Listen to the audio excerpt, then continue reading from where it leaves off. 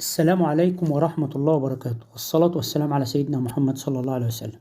أهلا وسهلا ومرحبا بالمشتركين بالقناة وهواة جمع العملة.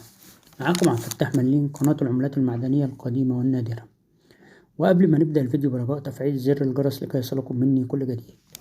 النهاردة معانا العملة الألمانية النادرة واحد فينينج الألماني، وهي عملة صغيرة جدا ولكن سعرها مرتفع جدا، وخاصة سنة 1969 حرف الجي، وهي سعرها يساوي $1000. من يمتلكها فهو يمتلك كنز من الماس.